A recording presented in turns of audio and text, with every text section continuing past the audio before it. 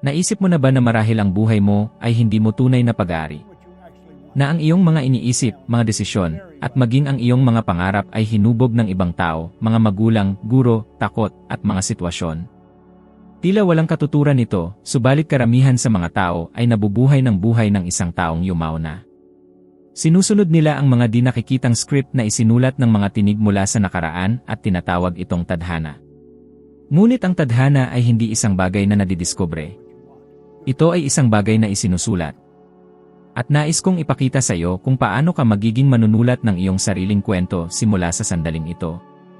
Karamihan sa mga tao ay ginugugol ang kanilang buong buhay sa paniniwalang ang tadhana ay isang bagay na nangyayari sa kanila, hindi isang bagay na nagmumula sa loob nila.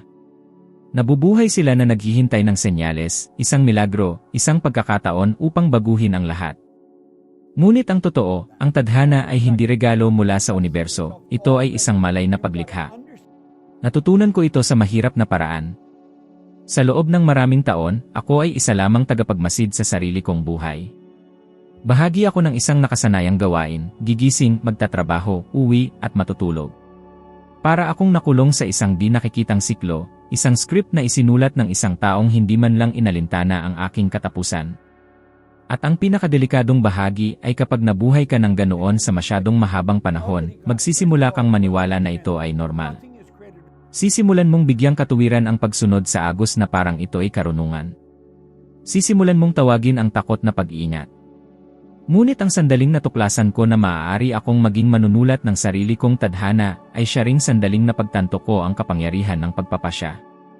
Isang tanong ang nagpabago sa lahat para sa akin, bakit hindi mo baguhin ang iyong mga resulta? Ang mga salitang ito ay nagpatigil sa akin, dahil sa unang pagkakataon, napagtanto ko na ang problema ay wala sa mundo, wala sa ibang tao, o sa kapalaran, nasa akin ito. Hanggang sa araw na yon, akala ko ay biktima ako ng mga pangyayari, ngunit naunawaan ko na kasabwat ako rito. At iyan ang isa sa pinakamalaking bitag ng isip ng tao, ang maniwala na ang tadhana ay isang nakatakdang landas, samantalang sa katunayan, ito ay refleksyon ng mga pagpipili ang ginagawa mo araw-araw, sinasadya man o hindi. Marahil ay nararamdaman mo ang naramdaman ko noon, na napapalibutan ng mga bayarin, obligasyon, opinyon, at takot. Marahil ay naniniwala ka na huli na ang lahat, na lumipas na ang mga pagkakataon, o na ang iyong kasalukuyang buhay ang pinakamarami ng kayang ibigay sa iyo ng buhay. Ngunit wala sa mga iyan ang totoo. Nagbabago ang tadhana sa sandaling baguhin mo ang larawan mo sa iyong sarili. Hanggat ang iyong isip ay nakaprogram upang maniwala na hindi mo kaya, patuloy itong patutunayan sa iyo ng buhay. Hindi tumutugon ang universo sa kung ano ang nais mo, tumutugon ito sa kung ano ang pinaniniwalaan mong posible. Naaalala ko ng eksakto kung ano ang pakiramdam ng maniwala na nakatakda na ang kinabukasan. Tinitignan ko ang mga matatagumpay na tao at iniisip, iba sila sa akin. Akala ko, ang tagumpay ay may lihim na kodigo, nakareserba lamang sa mga pinili. Ngunit ang totoo, tayong lahat ay isinusulat ang ating tadhana sa bawat pag-isip. Ang problema ay karamihan sa mga tao ay isinusulat ang kanilang sariling kwento gamit ang di nakikitang tinta na may takot, pagdududa, at awa sa sarili. At ang resulta ay mahuhulaan, isang buhay na puno ng pag-uulit. Ang utak ng tao ay parang isang projector, at ang pelikulang ipinapakita nito ay ang pinagtutuunan mo ng pansin. Ipinapakita ng mga pag-aaral sa neuroplasticity na hinuhubog ng iyong mga pag-isip ang mga neural na koneksyon na siyang nagtatakda ng iyong mga kilos at desisyon. Sa madaling salita, ang tadhana ay wala sa labas, literal itong hinuhubog sa loob mo, sa bawat paulit-ulit na pag-isip, sa bawat paniniwalang pinipili mong alagaan. Kapag nakikita mo ang iyong sarili na maliit, limitado, nakakulong sa nakaraan, pinoprograma mo ang iyong isip na ulitin ang parehong mga resulta. Ngunit kapag pinahintulutan mo ang iyong sarili na maglarawan ng isang bagay na mas dakila, nagbibigay ka ng bagong utos sa iyong subconscious. Natutunan ko ito nang simulan kong gawin ang isang simpleng ehersisyo, ang paglalarawan sa isip ng uri ng buhay na gusto kong tahakin, kahit na ang lahat sa paligid ko ay nagsasabing imposible ito. Hindi ito mahika, ito ay pagsasanay. Araw-araw, bago umalis ng bahay, ginugugol ko ang ilang minuto sa paglalarawan sa isip kung ano ang mararamdaman kung buhay ko na ang aking mga pangarap, kung ano ang isusuot ko, kung ano ang gagawin ko, paano ako kikilos. At sa paglipas ng panahon may nagsimulang magbago. Hindi sa mundo kundi sa loob ko. Ang aking mga desisyon ay nagsimulang magpakita ng bagong ako, at ang katotohanan, unti-unti, ay nagsimulang umayon dito. Ang tadhana ay hindi isang tuwid na linya, ito ay isang salamin. Nagpapakita ito ng eksakto kung ano ang dala mo sa loob mo. Kung nabubuhay ka na naghihintay ng kabiguan, sisiguraduhin ng mundo na kumpirmahin ito. Ngunit kung babangon ka tuwing umaga na may paniniwalang kaya mong lumikha ng isang bagay na mas dakila, ang universo mismo ang magpapakita sa iyo ng daan. Hindi ito nagkataon lamang, ito ay batas. Ang panlabas na mundo ay laging sumasalamin sa iyong panloob na mundo. Maaari mong ipagpatuloy ang pag-uulit ng parehong mga pattern, o maaari ka nang magsimula ngayon na muling isulat ang script ng iyong kwento. Huwag maghintay ng senyales. Ang senyales ay ang kawalan ng ginhawa na nararamdaman mo kapag napagtanto mong nabubuhay ka ng mas mababa sa iyong potensyal. Ang kawalan ng ginhawa na iyon ang tawag ng iyong tunay na sarili, ang manunulat na gustong hawakan ang panulat at magsimulang sumulat ng isang bagong bagay. Ang lahat ay nagsisimula sa isang simple, ngunit makapangyarihang desisyon, ang hindi natanggapin ang papel ng isang tagapagmasid. At ginagarantiya ko sa iyo, ang sandaling magdesisyon ka na ikaw ang lumilikha ng iyong tadhana ay siya ring sandaling magsisimulang makipagtulungan sa iyo ang buhay. Dahil sa wakas, titigil ka sa paglaban sa agos at magsisimulang sumagwan patungo sa direksyon ng kung ano ang iyong ipinanganak na maging. Mula sa puntong iyon, ang imposible ay hindi na magiging pader at magiging isa lamang pinto na naghihintay para sa iyo na magkaroon ng lakas ng loob na buksan ito. Walang magbabago hanggat ang iyong isip ay nananatiling nakakulong sa parehong mga pattern ng pag-isip. Natuklasan ko ito nang mapagtanto kong mas maraming oras ang ginugol ko sa pag-isip tungkol sa aking kinatatakutan kaysa sa aking tunay na gusto. At ganyan mismo ang pamumuhay ng karamihan sa mga tao, nakatuon sa mga problema, utang, limitasyon, sa lahat ng maaaring magkamali. Para bang ginugugol nila ang buong araw sa pagdidilig ng maling mga buto at pagkatapos ay nagtataka kung bakit laging pareho ang ani. Ngunit hindi naiintindihan ng isip ang hindi. Kapag sinabi mong ayoko nang maging mahirap, ang nairehistro nito ay mahirap. Kapag sinabi mong ayoko nang mabigo, ang nauunawaan nito ay kabiguan. Dahil ang utak ay gumagana sa mga larawan at damdamin, hindi sa mga salitang pananggi. Noon ko naintindihan na kung nais kong lumikha ng isang bagong tadhana, kailangan kong ganap na baguhin ang mga larawang pumapakain sa aking isip araw-araw. Sa loob ng maraming taon, tumingin ako sa salamin at nakita ang isang ordinaryong tao. Walang formal na edukasyon, walang malaking pagkakataon, walang anumang ituturing ng mundo na may pag-asa. At sa bawat pagkakataong tinanggap ko ang limitadong pananaw na iyon, pinatibay ko ang mga kadena na nagtatali sa akin. Nagsimula ang pagbabago sa sandaling nagdesisyon akong makakita ng kakaiba. Nagsimula akong makita ang aking sarili na may kakayahan, may tiwala sa sarili, maunlad. Hindi dahil sa ako na, kundi dahil nagpasya akong maniwala na kaya kong maging ganoon. Ito ang binhi ng bagong ako. At kakaiba, sa puntong ito nagsimulang umayon ang lahat. Ang mga pagkakataon ay hindi lumitaw mula sa wala, naroon na sila palagi. Hindi ko lang sila makita dahil hinarangan ng aking sariling pagtingin sa sarili ang daan. Ang isip ng tao ang saringan ng lahat ng karanasan. Kung naniniwala kang hindi ka karapat-dapat sa tagumpay, marahil ay napapalibutan ka pa ng mga pagkakataon, ngunit hindi mo sila makikilala. Itatapon mo sila, pagdududahan, sasasabotahin, at pagkatapos ay ibibilang sa masamang kapalaran. Ngunit hindi ito masamang kapalaran, ito ay paglilimita sa sarili. Kaya naman ang unang hakbang upang baguhin ang anumang bagay ay ang baguhin ang paraan ng pagtingin mo sa iyong sarili. At hindi lang ito pilosopiya, ito ay agham. Ipinapakita ng mga pag-aaral mula sa Stanford University na ang paraan ng pagtingin ng isang tao sa kanyang sarili ay direktang nakakaapekto sa pagganap ng kanyang utak. Kapag naniniwala ang isang tao na may kakayahan siya, literal na pinapagana ng utak ang mga bahagi ng paglutas ng problema at paggawa ng desisyon ng mas epektibo. Kapag naniniwala naman silang wala silang kakayahan, ang parehong mga bahagi ay humihinto sa paggana.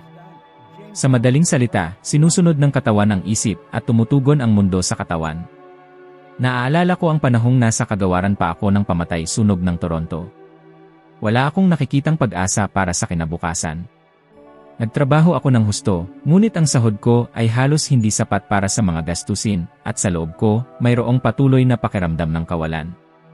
Isang araw, habang nililinis ang sahig ng istasyon, napagtanto ko na ginagamit ko ang lahat ng pisikal kong lakas para mabuhay, ngunit wala akong mental na lakas para lumikha. Basta lamang ako umiiral, hindi nabubuhay. Sa panahong ito inilagay ni Ray Stanford ang aklat na Think and Grow Rich sa aking mga kamay at sinabi, pag-aralan mo ito at ilapat. Kaya mong baguhin ang lahat. Nagduda ako sa kanya. Ngunit may nagsabi sa loob ko, paano kung totoo ito? Ang paano kung na iyon ang kislap na nagpasimula ng revolusyon sa aking isip. Nagsimula akong ilarawan sa isip ang isang kakaibang buhay, hindi dahil sa lubos akong naniwala, kundi dahil kailangan kong maniwala sa isang bagong bagay. Bawat pahina ng aklat ay nagpakita sa akin na ang pag-iisip ay malikhain, na ang mga ideya ay ang di nakikitang hulma ng realidad. At sinubukan ko ito. Lumikha ako ng mental na larawan ng aking sarili na nagpapatakbo ng isang maunlad na negosyo, tumutulong sa mga tao, naglalakbay sa buong mundo.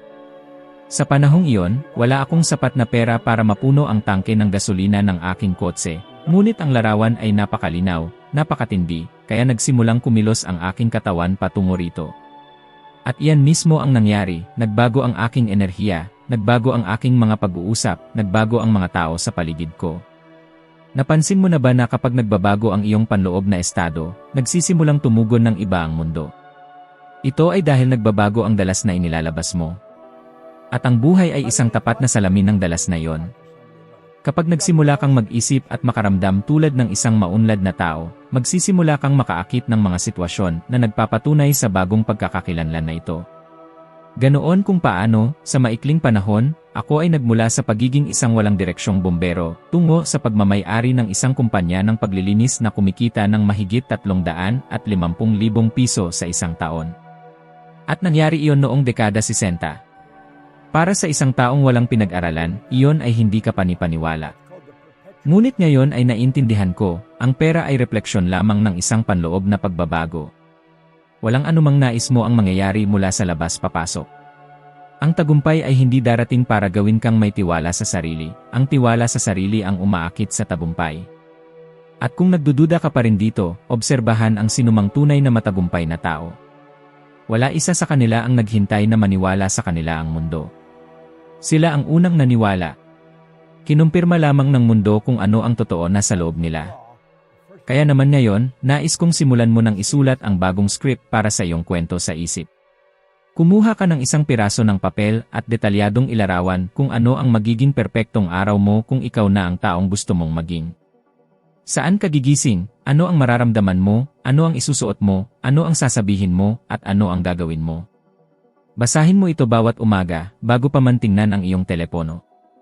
Ang layunin ay simple, palitan ang lumang imahe ng bago hanggang sa ang iyong malalim na kalooban ay kumilos alinsunod dito.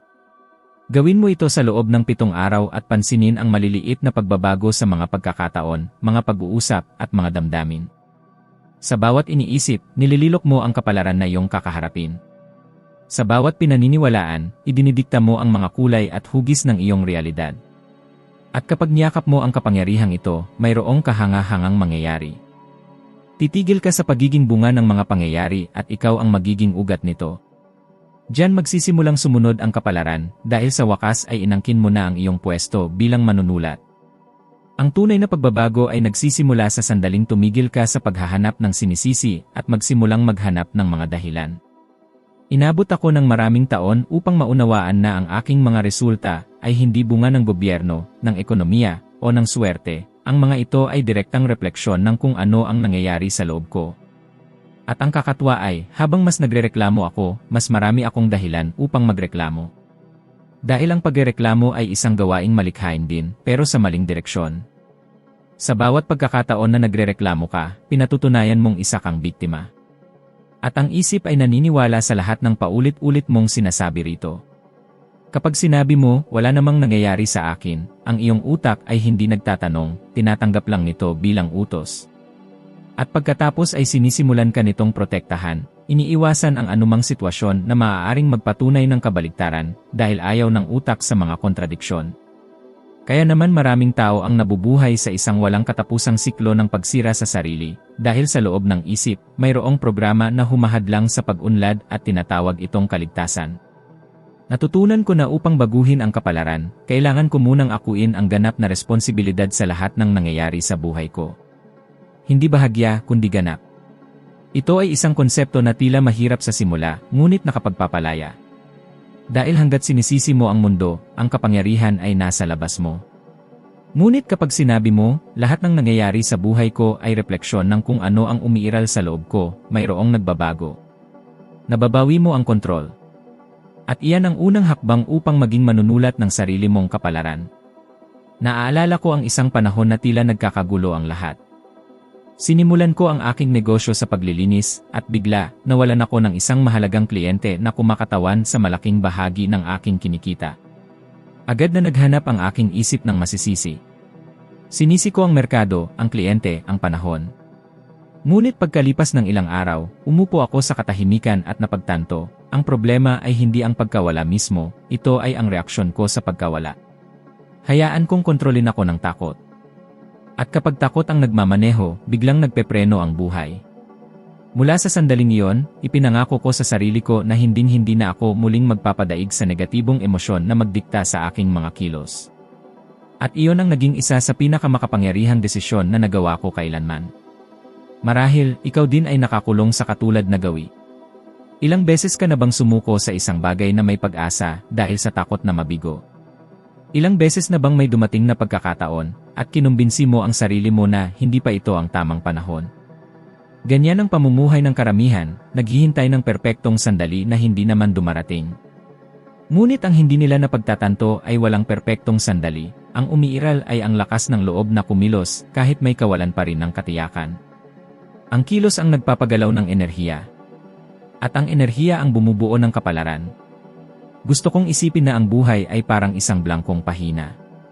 Marami ang tumitingin dito at takot isulat ang unang salita dahil sa tingin nila ay baka maging mali ito. Ngunit natutunan ko na ang tunay na pagkakamali ay ang iwanang blanko ang pahina.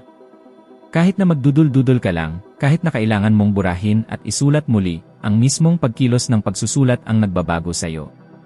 Kapag isinusulat mo ang sarili mong kapalaran, nagkakamali ka, ngunit nagiging mga kabanata iyon ng pagkatuto. Ang takot sa pagkakamali ang nagpapanatili sa mga tao na nakakulong sa parehong talata sa buong buhay nila. Sa siyentipikong paraan, naipakita na ng pisikang quantum na ang obserbasyon ay nakakaimpluwensya sa resulta. Kapag binago mo ang iyong pananaw sa isang bagay, ang mismong bagay ay nagbabago ng kanyang kilos. Ito rin ay nalalapat sa buhay. Kung titignan mo ang isang hamon bilang isang harang, magiging balakid ito. Ngunit kung titignan mo ito bilang isang aral, magiging hagdanan ito patungo sa tagumpay. Ang pagkakaiba ay hindi sa pangyayari, kundi sa interpretasyon. Ganito tumutugon ang realidad sa iyong mental na estado. Ang iyong focus ang panulat kung saan isinusulat mo ang kwento ng iyong buhay. Naaalala ko minsan, sa isang panayam, may isang babaeng nagtanong sa akin, "Bob, paano kung nakatakda na ang kapalaran?" Tiningnan ko siya at sumagot, ang tanging kapalaran na nakatakda na ay ang iyong tinatanggap na hindi nababago. At iyan ang katotohanan na kakaunti ang may lakas ng loob na harapin. Gusto ng mga tao ang ideya ng isang nakatakdang kapalaran dahil inilalayo nito sila sa responsibilidad. Ngunit kapag naunawaan mo na ang kapalaran ay nababago, mauunawaan mo rin na imposibleng magtago sa sarili mong isip.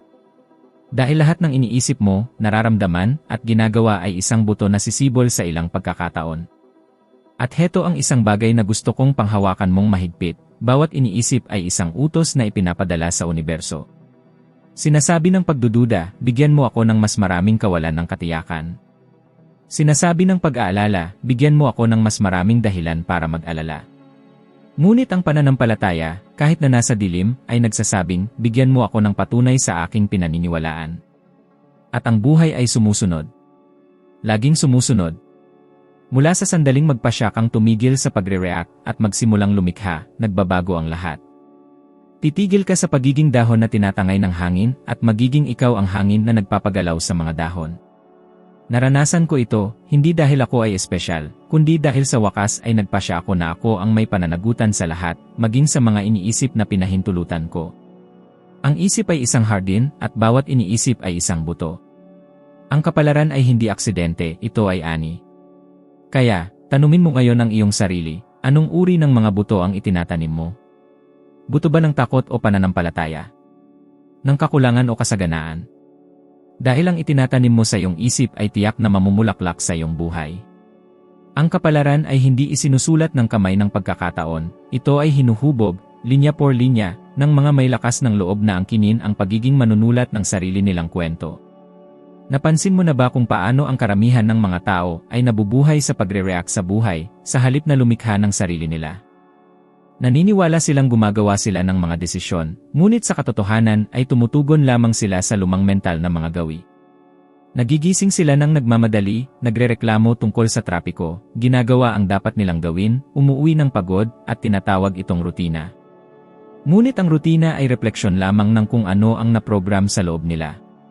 Walang nagbabago sa labas hanggat walang nagbabago sa loob. At masasabi ko ito ng buong katiyakan, dahil ganoon mismo ang aking pamumuhay. Sa loob ng mahabang panahon, ako ay naging alipin ng pag-uulit, iniisip ko ang parehong mga bagay, nararamdaman ang parehong mga emosyon, at ginagawa ang parehong mga kilos. Hindi ko namalayan na inuulit ko ang isang nakaugaliang gawin ng isip na nagpapanatili sa akin na nakakulong sa isang realidad na sinasabi kong kinasusuklaman ko. Nang maunawaan ko na kung gusto kong tunay na baguhin ang aking kapalaran, kailangan ko munang baguhin ang aking pagprograma sa isip. Ang isip ng tao ay gumagana tulad ng isang thermostat. Ano man ang mangyari sa labas, palagi nitong sinusubukang ibalik ka sa panloob na punto kung saan ito nakaprogram. Kung ikaw ay nakaprogram na maniwala na makakakuha ka lamang ng isang tiyak na halaga, maaaring bigyan ka pa ng universo ng higit pa, ngunit may mangyayari upang ibalik ka sa nakaraang gawi, isang hindi inaasahang utang, isang padalos-dalos na desisyon, isang masamang pamumuhunan. Hindi ito malas. Ito ay mental na pagsasaayos ng temperatura. At nangyayari ito sa lahat ng larangan, pera, kalusugan, relasyon, tiwala sa sarili. Ang iyong buhay ay hindi kailanman lalampas sa puntong pinaniniwalaan ng iyong kalooban na karapat-dapat kang maging. Minsan, nakita ko ang aking sarili sa isang sitwasyon na nagpaliwanag nito sa akin ng masakit na linaw. Matapos magsimulang magtagumpay sa aking negosyo sa paglilinis, napansin ko na tuwing nagsisimulang bumuti ang mga bagay, mayroong sa loob ko na lumilikha ng kaguluhan. Magkakasakit ako, mawawalan ng mahalagang kliyente, o lilikha ng anumang uri ng gulo. Para bang hindi ko kayang panatilihin ang tagumpay. Hanggang sa napagtanto ko, hindi ang mundo ang sumisira sa akin, ako mismo. Ang aking kalooban ay nakakulong pa rin sa imahe ng isang taong kumikita ng kaunti, na nakakaramdam ng pagkakasala sa pagiging masagana. Kailangan kong baguhin ang imaheng iyon kung gusto kong tunay na lumago. Sa puntong ito nagsimula akong mag-aral ng kapangyarihan ng pagtingin sa sarili, inspirasyon mula kay Maxwell Maltz, at sa kanyang gawa, ang Psycho-Cybernetics. Sinabi niya na ang mga tao ay hindi kailanman hihigit sa mental na imahe na mayroon sila sa kanilang sarili. At iyon mismo ang pumipigil sa akin.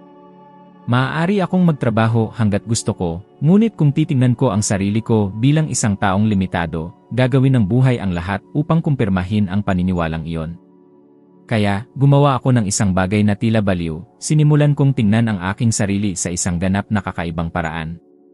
Inilarawan ko ang sarili ko bilang isang masagana, kumpiyansang lalaki, na may disiplinadong isip at malinaw na misyon. Sinimulan kong kumilos na para bang ako na ang taong iyon, kahit na hindi pa ito masasalamin sa realidad. Sa simula ay tila kakaiba, ngunit di nagtagal ay napagtanto ko na ang aking pag-ugali ay nagsimulang umayon sa bagong pananaw na ito, at tumugon ang mundo. Kaya ko sinasabi, hindi mo kailangang baguhin ang mundo, kailangan mong baguhin ang paraan ng pagtingin mo sa iyong sarili sa loob nito. Dahil kapag binago mo ang iyong loob, ang buong mundo ay nagsisimulang tumugon ng kakaiba. Ito ang tunay na muling pagprograma. At nagsisimula ito sa pag-uulit at emosyon. Kailangan mong damhin, hindi lang sabihin. Ulitin araw-araw, ako ay karapat-dapat, ako ay may kakayahan, ako ay masagana. Ang mga salitang ito, na binibigkas ng may tunay na damdamin, ay nagsisimulang lumikha ng mga bagong koneksyon sa utak. Tinatawag ito ng agham na neuroplasticity, ang kakayahan ng utak na baguhin ang sarili ayon sa mga pampasigla na natatanggap nito. At heto ang sikreto, kailangan mong mamuhay ng emosyonal sa hinaharap bago pa man ito mangyari sa pisikal. Kapag nararamdaman mo na ngayon ang emosyon ng pagkakaroon na ng iyong ninanais, ang iyong katawan ay enerhetikong umaayon sa realidad na iyon. Para bang sinasabi ng universo, nagbi-vibrate na sila sa dalas na ito, kaya ito ang ibibigay ko. Naranasan ko ito ng dose-dose ng beses. Bago pa man magsalita sa libu-libong tao, nakikita ko na ang sarili ko doon, nararamdaman ang kaba, ang sigasig, ang tunog ng palakpakan. Bago ko pa man kinita ang aking unang $1,000,000, naramdaman ko na ang katahimikan ng kalayaang pinansyal. At ang bawat isa sa mga larawang ito ay naging totoo sa paglipas ng panahon. Marahil ito'y tila isang pantasya sa ilan, ngunit hindi. Ipinakita ng pananaliksik na isinagawa ng Harvard University na ang pagguni-guni ng isang aksyon ay nagpapagana sa parehong bahagi ng utak tulad ng pisikal na pagsasagawa nito. Ibig sabihin nito, hindi pinag-iba ng iyong utak ang iniisip sa nararanasan. At iyan ang dahilan kung bakit napakalakas ng visualization. Kapag nakikita mo ang sarili mo bilang isang matagumpay na tao, nagsisimulang gumawa ang iyong utak ng mga daan upang maging totoo iyon. Binabago nito ang iyong focus, pinatataas ang iyong pagkakita sa mga oportunidad, at nagsisimula kang kumilos sa paraang akma sa bagong ikaw na ito. Kaya tanungin mo ang sarili mo, sino ang nakikita mo kapag tumitingin ka sa salamin? Nakikita mo ba ang taong nilikha ng mundo, o ang taong ipinanganak ka upang maging? Ang sagot sa tanong na iyon ang magtatakda ng plano ng iyong kapalaran. Maaari mong ipagpatuloy ang pag-uulit ng kwentong itinuro sa iyo, o maaari kang magsimulang sumulat ng isang bago, kung saan ikaw ang pangunahing tauhan. Tandaan, hindi ibinibigay sa iyo ng mundo ang gusto mo, kundi ang pinaniniwalaan mong nararapat sa iyo. At sa sandaling magpasya kang baguhin ang paniniwalang iyon, binabago mo ang iyong buhay. Sapagkat ang isip, kapag tunay na nabago, ay nagiging pinakamakapangyarihang puwersa sa universo. Ang lahat ng nararanasan mo ngayon ay direktang refleksyon ng pinaniniwalaan mong posible.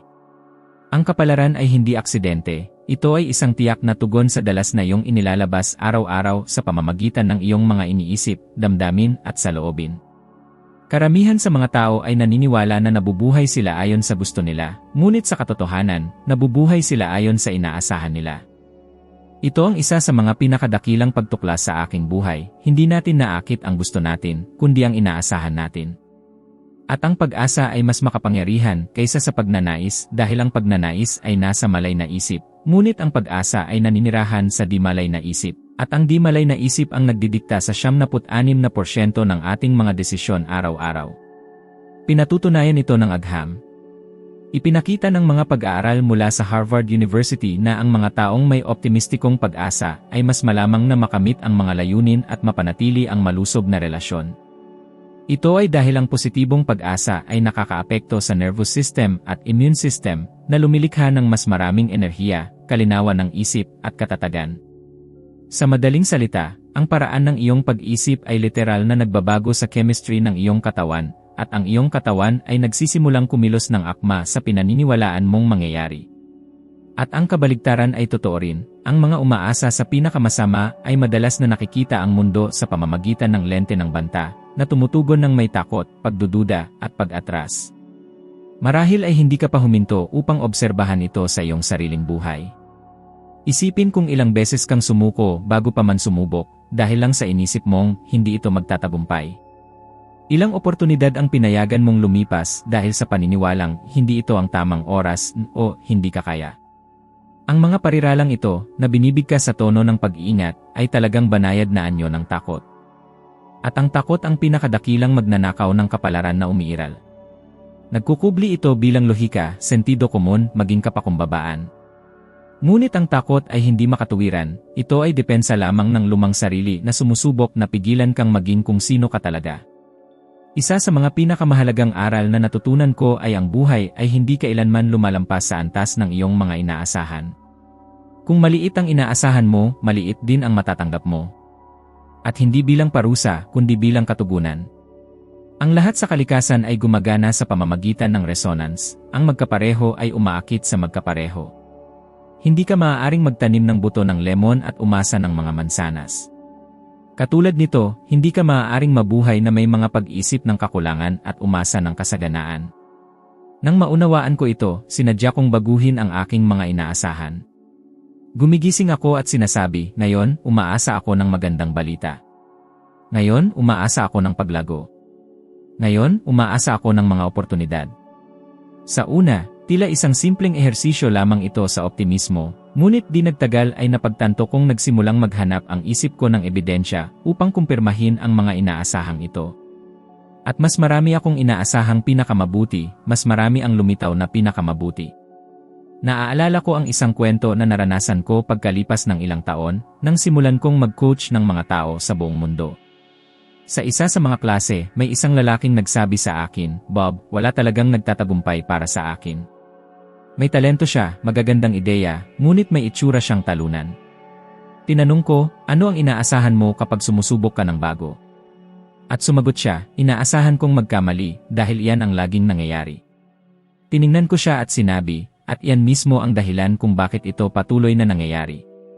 Hinamon ko siya sa isang ehersisyo sa loob ng 7 araw, gumising araw-araw at ulitin ng malakas. Ngayon, umaasa ako ng tagumpay. Umaasa ako ng pagkilala. Umaasa ako ng pag-unlad. Sa una, naramdaman niyang nakakatawa siya, ngunit nagpatuloy siya.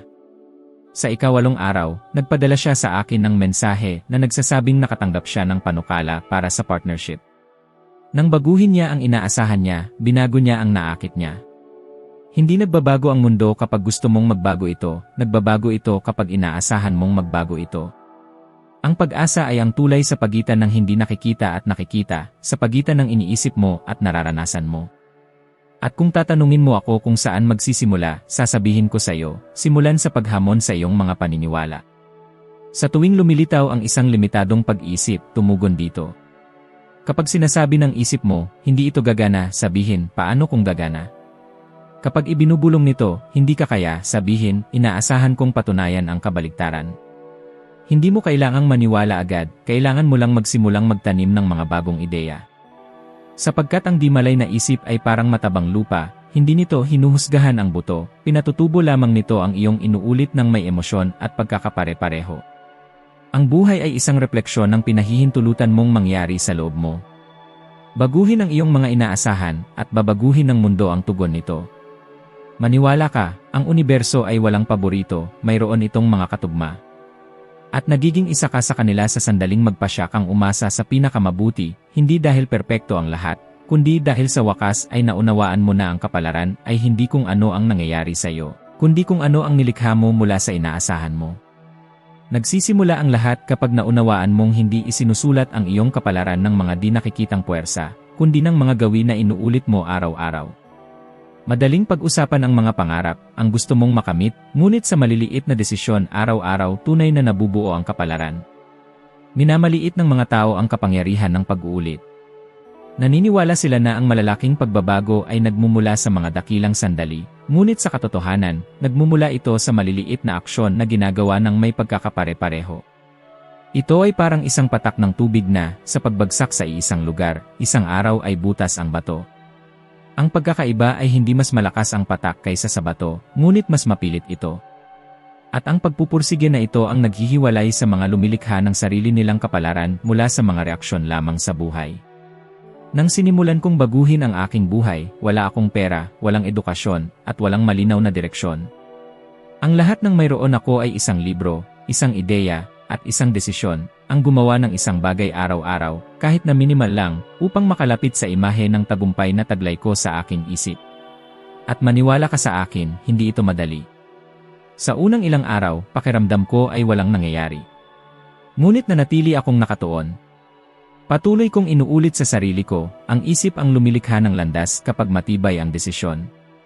At totoo nga. Kailangan ng di malay na isip ang pag-uulit upang tanggapin ang isang bagong pattern. Lumalaban ito sa una, nagdududa, tinutuksok ang sumuko. Ngunit kapag nagpatuloy ka, sumusunod ito. Ganoon ko napagtanto na ang lakas ng loob ay parang kalamnan, mas ginagamit mo, mas lumalakas. Madalas kong sinasabi na ang kapalaran ay sumusuko sa mga kumikilos ng may layunin. At ang layunin ay isinilang mula sa kalinawan. Maaari mo lamang baguhin ang iyong nauunawaan. Sa makatuwid, isa sa mga pinakamakapangyarihang ehersisyo na maaari mong gawin ay ang obserbahan ang iyong sarili ng may katapatan. Tanungin mo ang sarili mo, ano ang paulit-ulit kong ginagawa na naglalayo sa akin sa buhay na gusto ko? Marahil ito ay ang ugali ng pagrereklamo, ng pagpapaliban ng mga desisyon, ng pagdududa sa sarili. Ang mga pattern na ito ay tahimik, ngunit makapangyarihan. At hanggat hindi mo sila sinisira, patuloy nilang isusulat ang iyong kwento ng walang pahintulot mo. Ang tanging paraan upang palitan sila ay sa pamamagitan ng mga bagong sinadyang gawi. Walang silbi ang pag-alis ng luma kung hindi ka magpapakilala ng bago. Ganoon ko sinimulan ang tinatawag kong malikhaing pagpapalit. Sa tuwing nahuhuli ko ang sarili kong nag-isip ng negatibo, sinasadya kong palitan ang pag-isip na iyon ng isang positibo, kahit patila peke. Nang dumating ang pag-isip na hindi ako sapat, sinabi ko, natututo akong maging mas mahusay araw-araw. Ang maliit na pagbabagong ito, na inuulit ng walang bilang, ay lubusang nagreprogram kung paano ko nakikita ang sarili ko. At ang resulta ay hindi maiiwasan, nagbago ang aking realidad. Imposibleng mapanatili ang isang mental na imahe ng kabiguan at mabuhay ng may tagumpay ng sabay. Palaging ilalabas ng di malay na isip ang mundo upang tumugma sa nangingibabaw na imahe na taglay mo sa iyong sarili. At ngayon, kung nakarating ka na rito, gusto kong magtanong sa iyo, isang hamon, sa totoo lang. Kung ang videong ito ay nagpapaisip sa iyo ng kakaiba, kung ito ay nagbubukas ng mga bagong posibilidad sa loob mo, huminto ka muna at i-click ang like at mag-subscribe sa channel. Hindi lamang ito isang simbolikong galaw, ito ay isang pangako sa iyong sariling paglago. Ikaw ito na nagsasabing, handa akong kontrolin ang aking kapalaran. At maniwala ka sa akin, kapag gumawa ka ng mga desisyon ng may layunin, tumutugon ang universo.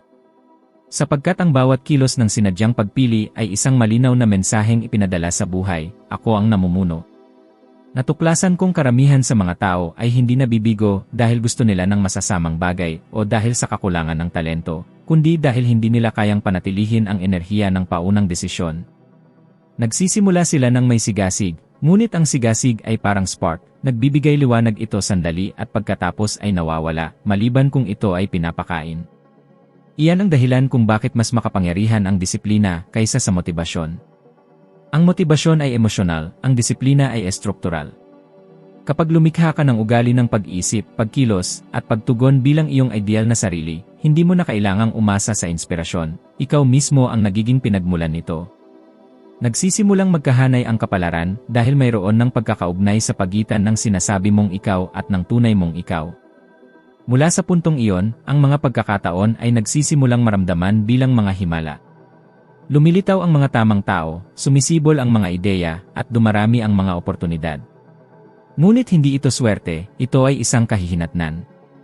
Sa wakas, nagiging kaakit-akit ka dahil tumutugon ang universo sa dalas ng pagiging palagyan. At ang pinakakahanga-hanga rito ay, pagkaraan ng ilang panahon, lilingunin mo ang nakaraan at mapagtanto na tila malayo lang ang imposible dahil hindi ka pa nagiging ang taong may kakayahang abutin ito.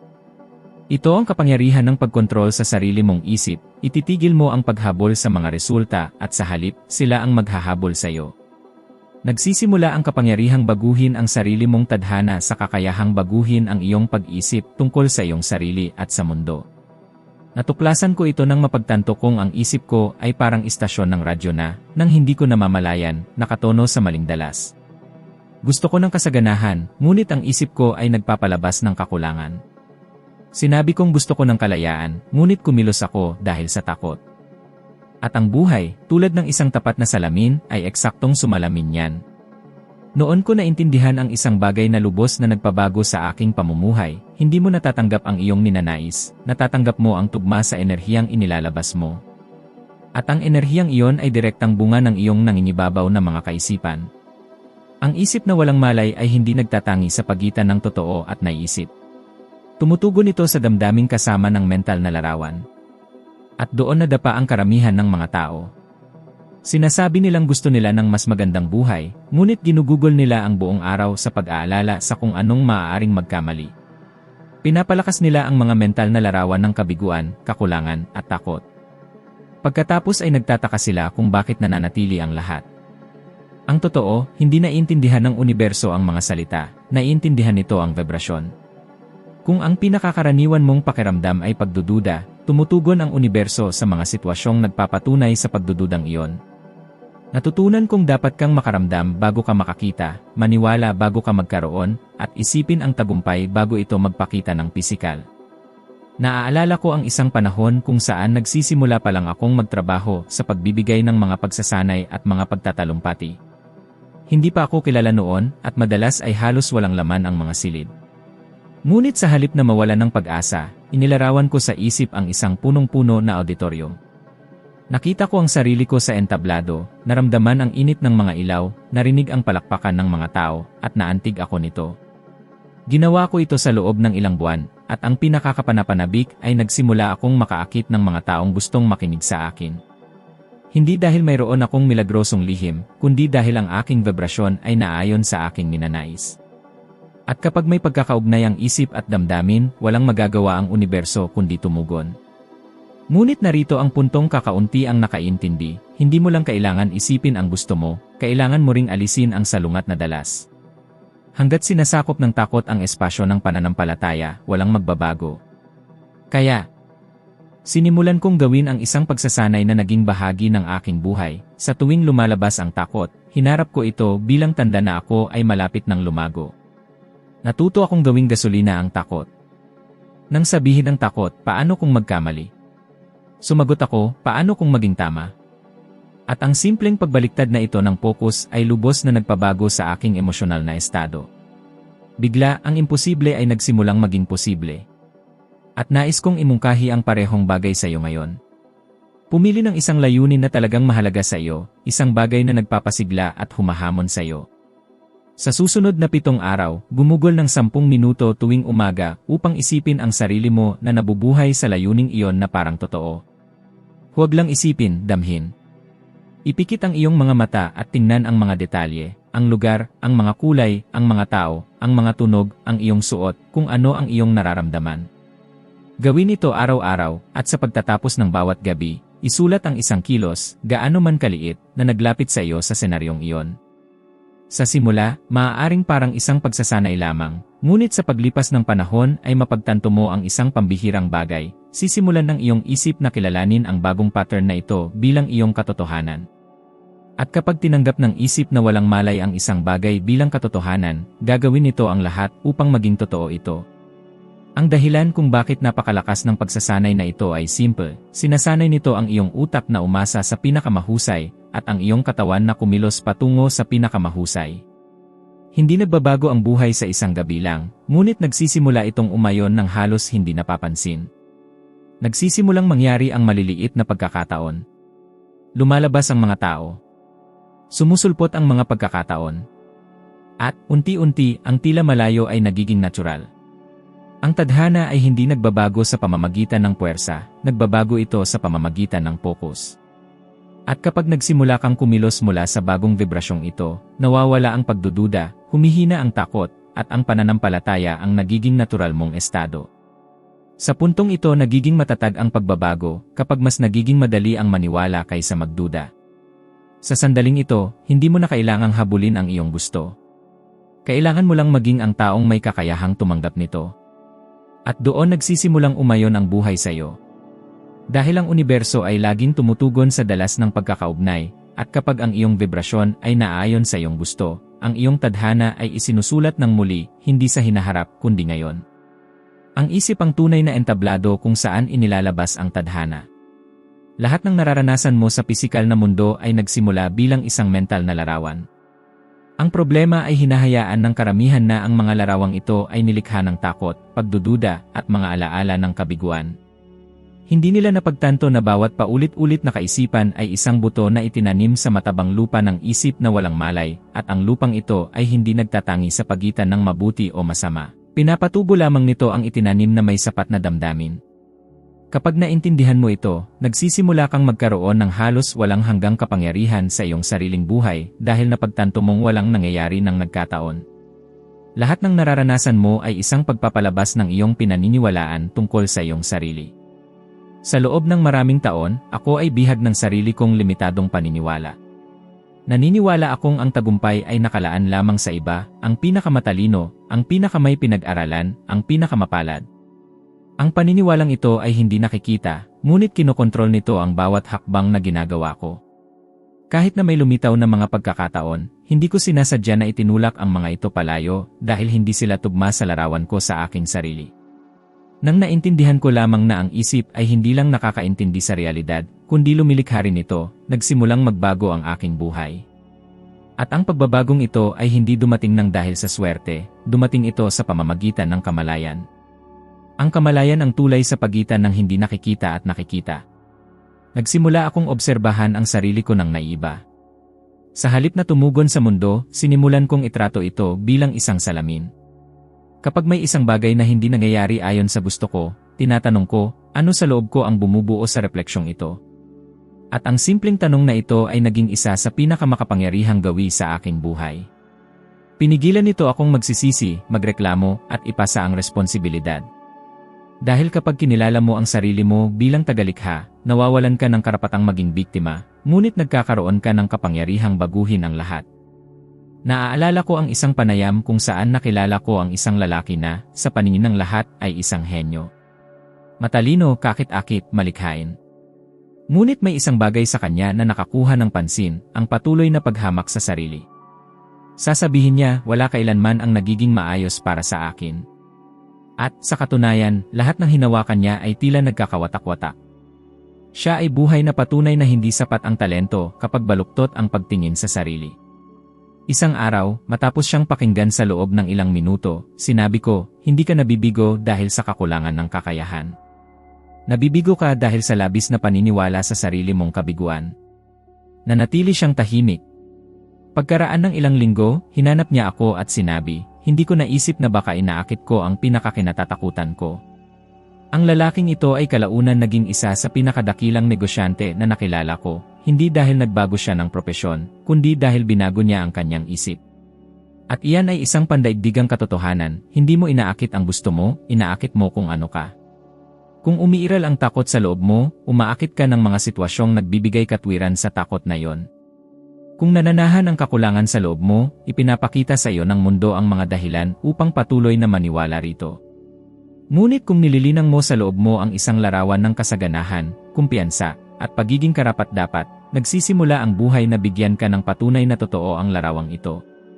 Hindi dahil mahiwagang ang universo, kundi dahil ang utak ng tao ay nakaprograma upang i-filter ang realidad ayon sa pinaniniwalaan nitong totoo.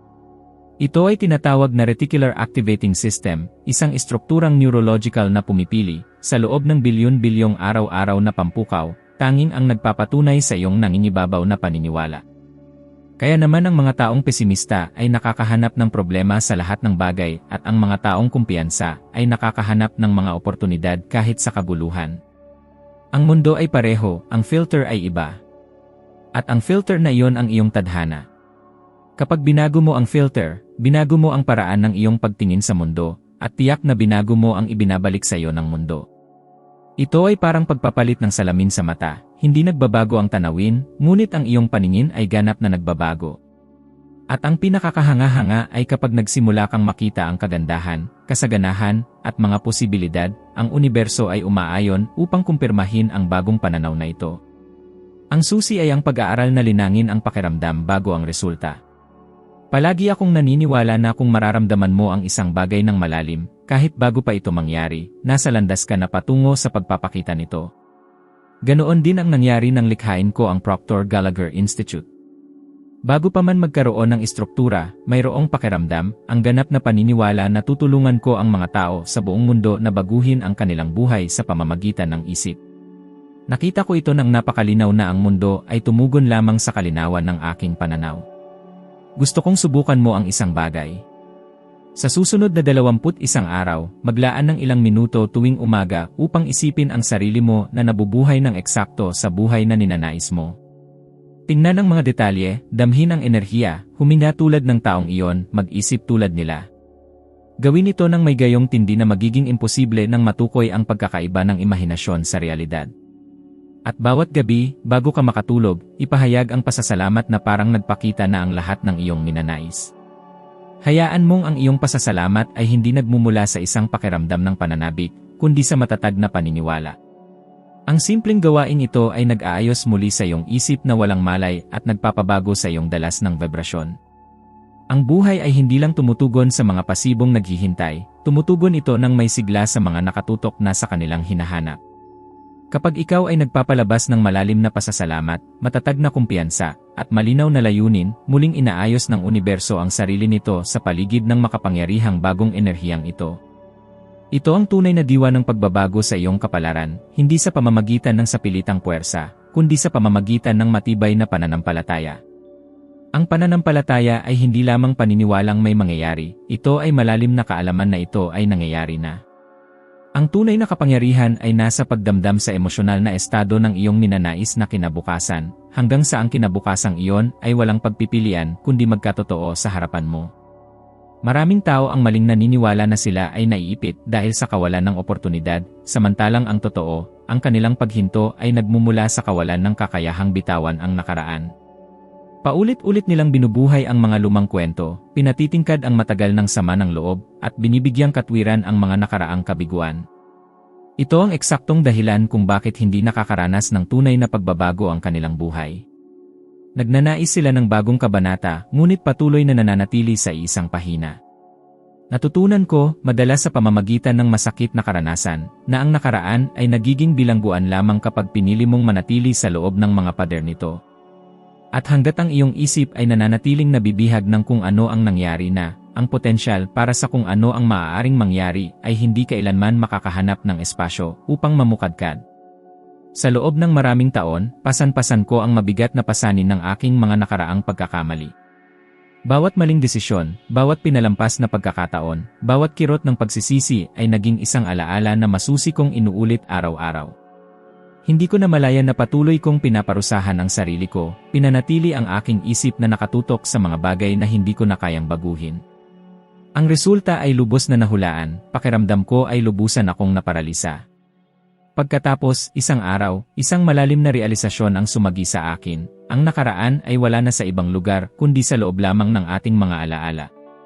Ito ay hindi isang nakapirming punto sa oras, ito ay nananatili lamang sa loob ng isip.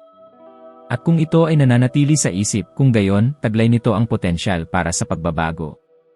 Marami ang nagkakamali sa pag-aakalang ang pagkatuto ay isang uri ng pagkakabilanggo sa sarili. Mali silang naniniwala na upang maiwasan ang pag-uulit ng mga nakaraang pagkakamali, kailangan nilang patuloy na balikan ang mga ito. Ngunit, ang kabaligtaran ang totoo. Ang tunay na pagkatuto ay kinapapalooban ng pagmamasid sa nangyari, pagkuha ng napakahalagang aral, at hindi pagpaparusa sa sarili gamit ang alaala. Kapag binigyan mo ng bagong kahulugan ang iyong nakaraan, ito ay nagpapaalis ng pasanin at nagbabagong anyo sa karunungan. Ang dating pumipigil sa iyo, ngayon ay nagiging mismong puwersa na nagtutulak sa iyo pasulong.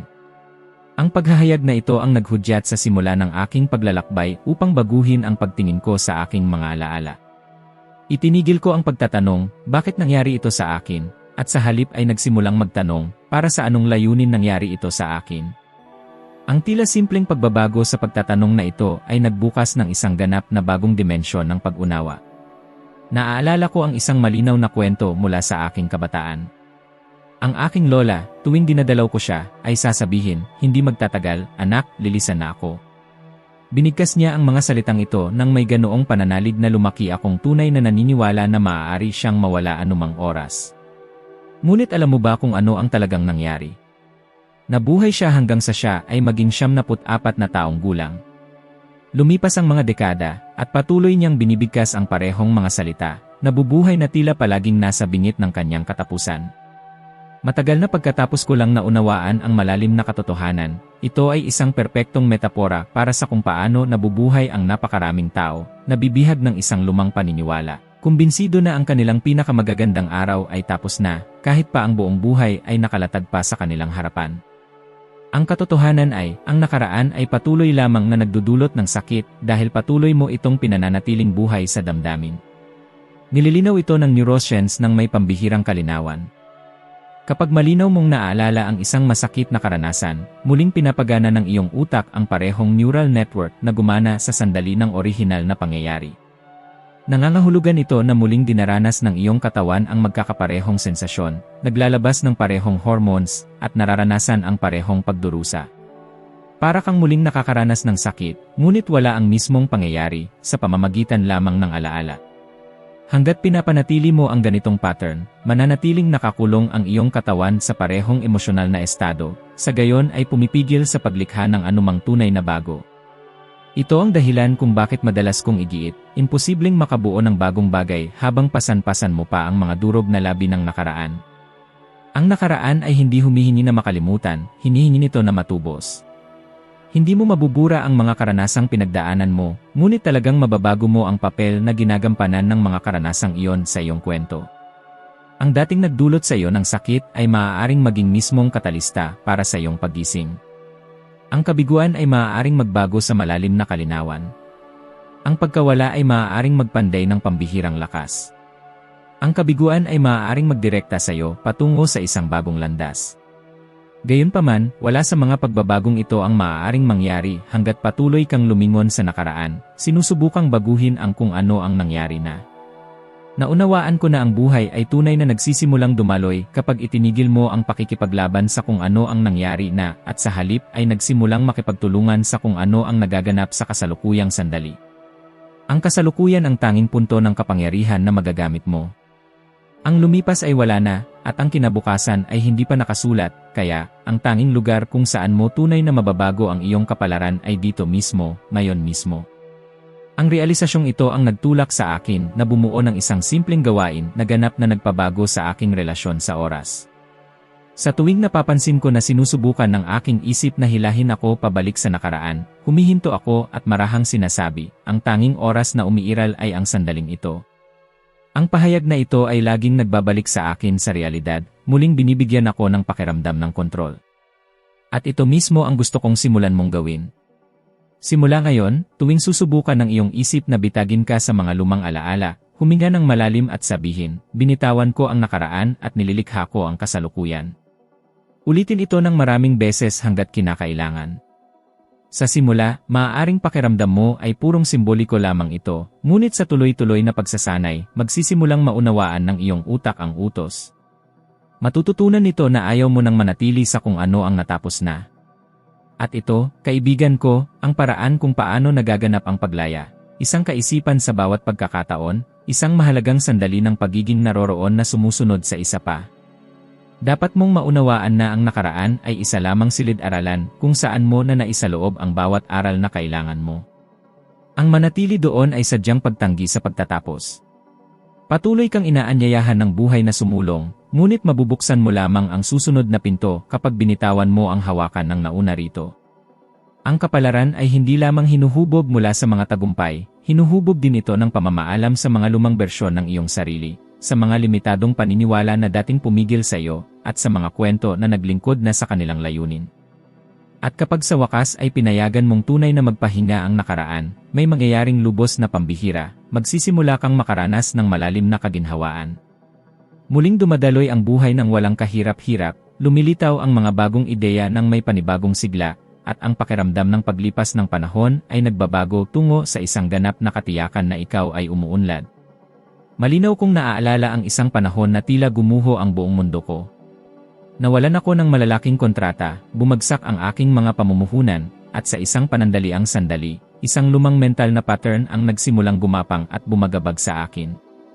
Ang tahimik, halos hindi napapansing kaisipang iyon ay bumulong, siguro narating mo na ang iyong limitasyon. At muntik na akong sumuko dito.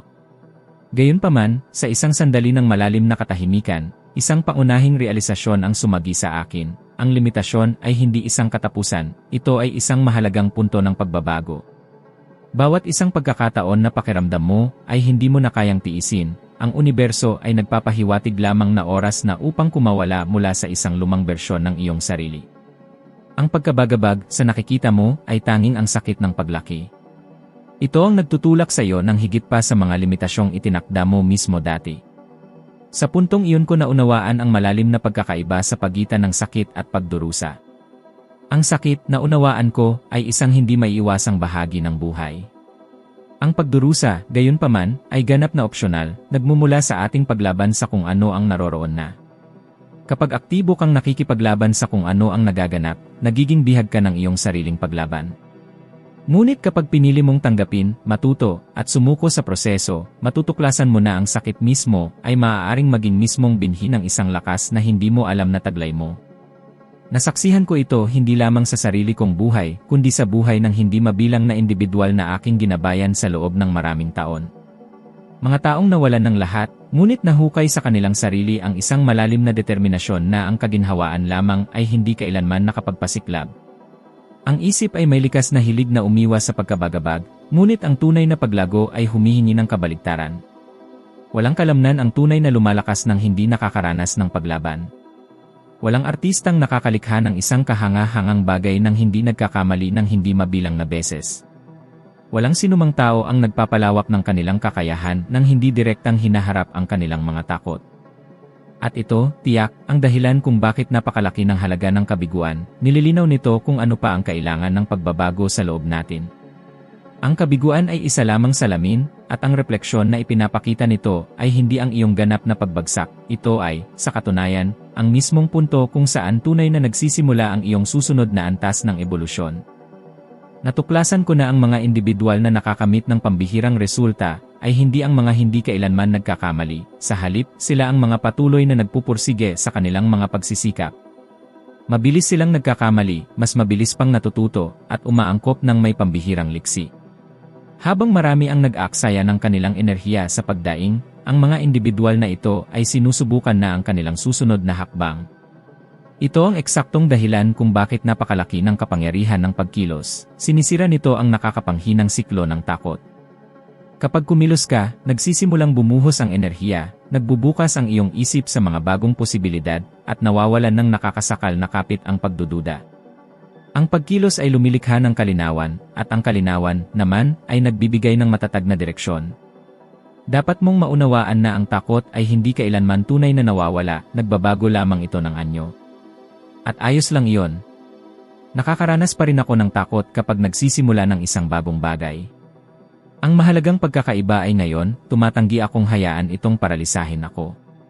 Natutunan kong gamitin ang takot bilang isang kumpas. Kung ang isang bagay ay nagdudulot ng pangamba, ito ay isang malinaw na tagapagpahiwatig na ito ay nasa labas ng aking kasalukuyang comfort zone. At iyon mismo ang direksyon na dapat kong puntahan. Ang takot, sa totoo lang, ay patunay na lumalago ka. Kapag nakita mo ang takot bilang hudyat ng paglawak, hindi na ito kalaban kundi nagiging pinakamahalaga mong gabay. Kaya, hinihimok kitang magnilay. Ano ba talaga ang ititigil mo ngayong araw kung wala kang takot? Ano ang magiging pinakaunang hakbang mo kung sigurado kang hindi ka mabibigo? Ang sagot sa malalalim na tanong na ito ang magbibigay liwanag sa iyong susunod na malaking pagtalon. At kapag ginawa mo ang matapang na hakbang na iyon, kahit hindi pa agad makita ang resulta, may isang mahalagang bagay sa loob mo ang tuluyang magbabago. Dahil sa pagkilos, nagpapadala ka ng malinaw na mensahe sa sansinukob, nagtiwala ako. At ang sansinukob naman ay tumutugon sa mga nagtitiwala. Huwag mong kalimutan ang mahalagang katotohanan ito, ang tunay na humuhubog ng kanilang sariling kapalaran, ay hindi ang mga umiiwas sa sakit, kundi ang mga marunong sumayaw kasama nito. Dahil ang sakit ay may kakayahang humulma, magpino, at magpahinog sa atin. At balang araw, kapag nilingon mo ang nakaraan, mapagtatanto mo na ang pinakamahihirap na sandali ang siyang maingat na naghanda sa iyo upang matanggap ang lahat ng iyong hiniling. Hindi hinuhubog ang kapalaran sa tahimik na tubig, ito ay malalim na nabubuo sa gitna ng pinakamabangis na bagyo ng buhay. At kapag humupa na ang unos, matutuklasan mo na hindi ang hangin ang sumusubok bumagsak sa iyo, kundi ang buhay mismo, na buong gilas na nagtuturo sa iyo kung paano ka tunay na lilipad. Mayroong isang mahalagang yugto sa buhay kung saan kailangan mong magpasya kung mananatili kang bihag ng iyong kapaligiran o kung buong tapang kang magiging isang taong aktibong lumilikha ng sarili mong mundo. Ito ang isa sa pinakamakapangyarihang natuklasan ko, walang lumalago ng mag-isa, gayon din walang yumayabong sa lupang tigang. Ang mga taong kinasasalamuha mo ang siyang tahimik na humuhubog sa takbo ng iyong kapalaran. Ang enerhiya, paniniwala, at usapang pinahihintulutan mong pumasok sa iyong isip ang siyang nagtatakda ng direksyon ng iyong mga resulta. Sa loob ng maraming taon, napaligiran ako ng mga taong nagrereklamo sa trabaho, nagsasalita tungkol sa kakulangan ng pera, at paulit-ulit na sinasabing mahirap ang buhay. At, nang hindi ko namamalayan, ganoon na rin ang naging buhay ko, mahirap, pagod, at limitado. Hindi lang ako inimpluwensyahan ng kapaligiran, hinulma nito ang aking pagkatao. Nagsimulang magbago ang lahat ng magpasya akong makisama sa mga taong iba ang pag-isip. Naaalala ko ang unang pagkakataon na nasa isang silid ako kasama ang mga taong nag-uusap tungkol sa mga pangarap, ideya, paglago, at layunin. Hindi ko naintindihan ang kalahati ng kanilang sinasabi, ngunit isang bagay ang malinaw, ibang-iba ang kanilang enerhiya. Noon ko napagtanto na ang tagumpay ay hindi swerte, ito ay kolektibong enerhiya. Ang isip ay lumalawak ayon sa kapaligirang humahamon dito. Kung ikaw ang pinakamatalino sa grupo, nasa maling grupo ka. Kailangan mong makasama ang mga taong nagtutulak sa iyong mangarap ng mas malaki, lumabas sa iyong komportableng zona, at kumwestiyon sa mga paniniwalang nagpapaliit sa iyo. Kaya, inaanyayahan kitang magnilay, ang mga nasa paligid mo ba ay nagpapalawak o naglilimita sa iyo? Pinapaalala ba nila sa iyo ang mga posibilidad o pinalalakas ang mga kahirapan? Ang mga tinig bang naririnig mo araw-araw mula sa mga tao, social media, telebisyon, ay naglalapit sa iyo sa iyong mga pangarap o nagtutulak sa iyo papalayo? Ito marahil ang isa sa pinakamahalagang desisyon na magagawa mo, ang sinasadya mong piliin ang kapaligirang pagyayabungan ng iyong isip. Sa bawat taong inaanyayahan mo sa iyong buhay, inaanyayahan mo rin ang kanilang sistema ng paniniwala. Kung makakasama ka ng mga taong naniniwala sa imposible, malapit ka na ring maniwala rito. Ngunit kung paliligiran mo ang sarili mo ng mga nangangarap ng malaki at kumikilos ng buong tapang, tiyak na magsisimula ka ring umayon sa parehong antas. Hindi ito maiiwasan. At iyan mismo ang dahilan kung bakit palagi kong sinasabi, baguhin mo ang iyong kapaligiran at babaguhin ka ng iyong kapaligiran. Ang kapalaran ay nabubuo batay sa mga impluensyang tinatanggap mo. Hindi sapat ang mangarap lamang ng bagong buhay, kailangan mong likhain ang mental at emosyonal na kondisyon para ito ay umunlad. Piliin ang mga tinig na nagpapalakas ng iyong pananampalataya, ang mga halimbawang nagbibigay inspirasyon sa iyo, at ang mga taong nagpapagaan ng iyong kalooban. Dahil sa huli, ang nagtatakda kung gaano kalayo ang mararating mo ay hindi lang kung ano ang pinaniniwalaan mo, kundi kung ano ang patuloy na ipinapaalala sa iyo ng iyong kapaligiran na posible. Kung ang nilalamang ito ay umayon sa iyo, nagkaroon ng kabuluhan, o nagpausbong ng ideyang ito ang kailangan kong marinig ngayon, mangyaring ibahagi ang bidyong ito sa isang taong espesyal. Maaari itong isang kaibigan, isang miyembro ng pamilya, isang taong nalulungkot, nananatili sa nakaraan, o natatakot sumulong. Minsan, isang mensahe lang ang kailangan upang buhayin muli ang pananampalataya ng isang tao, at maaari kang maging instrumento ng pagbabagong iyon. Labis akong nagpapasalamat sa pagdating mo rito, sa pagpapahintulot mong makapasok ako ng kaunti sa iyong mundo at sa pagbabahagi ng paglalakbay na ito ng kamalayan at pagbabago. Alamin mong walang nangyayari sa pamamagitan ng pagkakataon lamang. Kung naririnig mo ang mga salitang ito ay dahil mayroong isang bagay sa loob mo na handa ng magbago. Patuloy kang sumulong, patuloy kang maniwala, dahil ang iyong kapalaran ay hindi nakaukit sa bato, ito ay hinuhubog ngayon sa bawat pagpili na ginagawa mo. Magkikita tayo sa susunod na video.